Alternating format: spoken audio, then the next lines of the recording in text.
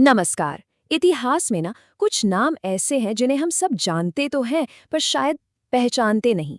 छत्रपति संभाजी महाराज एक ऐसा नाम जिसके साथ वीरता, विद्वता और बलिदान की कहानियां तो हैं, पर जिनकी असली पहचान पर सदियों तक मानो एक पर्दा डाल दिया गया था। तो आज हम उसी सच को जानने की कोशिश करेंगे। तो सवाल ये उठता है कि असली संभाजी महाराज थे कौन? क्या वो सच में एक गैर जिम्मेदार, ऐशो आराम में डूबे रहने वाले राजा थे, जैसा कि कुछ कहानियों में बताया गया? या फिर सच्चाई कुछ और ही है?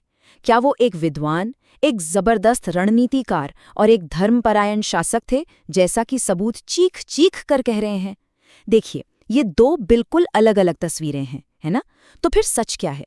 आइए, आज इसी सवाल की तह तक चलते हैं। असल में ना कई 100 सालों तक एक खास तरह की कहानी ने उनकी विरासत को धुंधला कर दिया था। लेकिन अब नई रिसर्च ने एक पूरी तरह से अलग और सच्ची तस्वीर सामने रख दी है। तो चलिए, इतिहास और इस भ्रम के बीच की इस लड़ाई को जरा समझते हैं।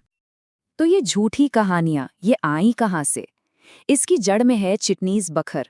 ये एक किताब है जो संभाजी महाराज की मृत्यु के लगभग 120 साल बाद लिखी गई थी। और वजह थी एक निजी दुश्मनी। इस किताब के लेखक का एक पूर्वज संभाजी महाराज के हाथों देशद्रोह के लिए मारा गया था। अब सोचिए जरा, एक निजी रंजिश में लिखी गई किताब ने इतिहास की पूरी दिशा ही बदल कर रख दी। तो फिर सच सामने आया कैसे? इसका सारा श्रेय जाता है महान इतिहासकार V.S. बेंद्रे को। उन्होंने अपनी जिंदगी के 50 साल लगा दिए। किस लिए? सिर्फ उस दौर के असली दस्तावेज, असली चिट्ठियां और रिकॉर्ड्स को खंगालने के लिए, ताकि छत्रपति संभाजी महाराज की सच्ची कहानी दुनिया के सामने आ सके।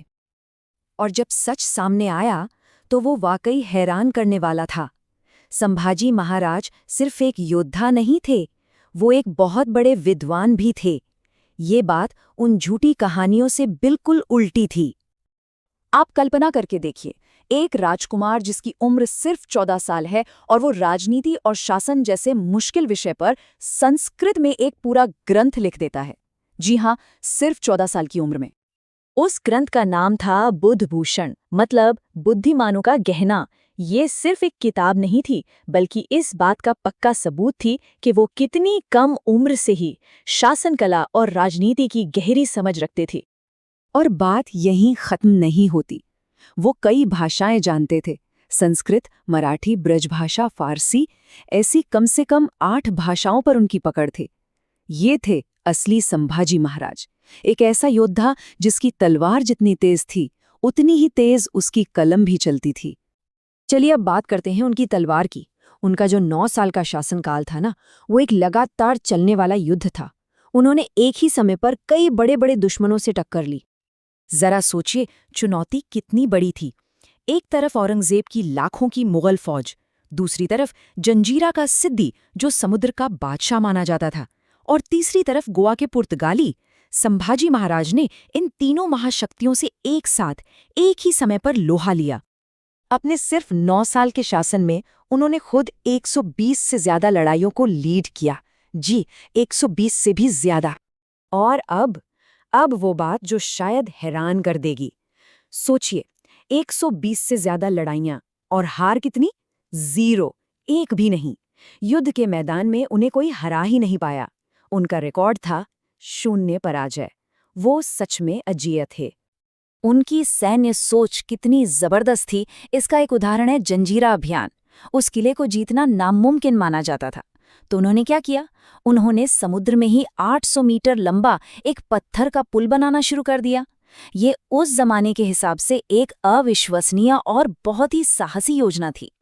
उनके लीडरशिप का असर कैसा था? नासिक के पास एक छोटा सा किला है, रामसेज। मुगलों की विशाल सेना ने उस किले को 6 साल तक घेरे रखा, पर जीत नहीं पाई। ऐसा जज्बा भर दिया था उन्होंने अपने सैनिकों के अंदर। और अब हम उनके जीवन के सबसे दर्दनाक लेकिन सबसे प्रेरणादायक हिस्से की ओर बढ़ते हैं। वो बलिदान जिसने उन्हें हमेशा के लिए धर्मवीर बना दिया। अच्छा, धर्मवीर का मतलब क्या होता है? धर्मवीर वो है जो धर्म यानी कि सत्य, आस्था और अपने कर्तव्य के लिए बिना झुके, बिना कोई समझौता किए अपने प्राणों की आहुति दे दे। और संभाजी महाराज ने इस उपाधि को सच साबित कर दिखाया। देखिए, जिन्हें जंग के मैदान में कोई नहीं हरा सका, उन्हें धोखे से पकड़ा गया। और धोखा देने वाला कोई और नहीं, उनका अपना ही एक रिश्तेदार था। पकड़े जाने के बाद उन्हें क्रूर मुगल बादशाह औरंगजेब के सामने लाया गया और यहीं से उनकी असली अग्नि परीक्षा शुरू हुई। औरंगजेब ने उनके सामने 3 शर्तें रखीं। पहली, स्वराज्य के सारे किले और खजाना हमें दे दो। दूसरी, इस्लाम कबूल कर लो। और तीसरी, मुगलों से मिले हुए गद्दारों के नाम बताओ। संभाजी महाराज ने इन तीनों शर्तों को बड़े तिरस्कार के साथ ठुकरा दिया। औरंगजेब को लगा कि संभाजी को खत्म कर देने से मराठा साम्राज्य घुटने टेक देगा, लेकिन हुआ इसका ठीक उल्टा। उनकी शहादत ने एक ऐसी क्रांति को जन्म दिया जिसकी आग में मुगल सल्तनत ही जलकर खाक हो गई। नतीजा क्या हुआ? संभाजी महाराज के बलिदान ने एक ऐसी चिंगारी भड़काई जो अगले 27 सालों तक जलती रही। इस लंबे स्वतंत्रता संग्राम ने दुनिया के सबसे अमीर मुगल साम्राज्य की कमर तोड़ दी। उनका खजाना लगभग खाली हो गया। और सबसे बड़ी बात यह है कि उनकी मृत्यु मराठों के लिए कोई हार नहीं थी, बल्कि ये मुगल साम्राज्य के पतन की शुरुआत थी। उनके बलिदान ने हर आम मराठा को एक सैनिक बना दिया था। तो आखिर में ये सवाल बचता है, एक ऐसा राजा जिसका बलिदान एक बहुत बड़े साम्राज्य से भी बड़ा हो गया, उसकी कहानी से आज हम सब अपने जीवन के लिए क्या प्रेरणा ले सकते हैं? इस तरह की सच्ची कहानियों को तथ्यों के साथ आप सबके सामने लाने में बहुत मेहनत और हिम्मत लगती है।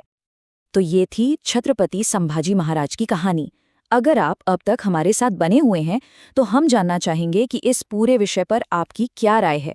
नीचे कमेंट्स में ज़रूर बताइएगा। चलिए एक अच्छी और स्वस्थ चर्चा करते हैं। आपका एक लाइक भी हमें बहुत प्रेरणा देता है।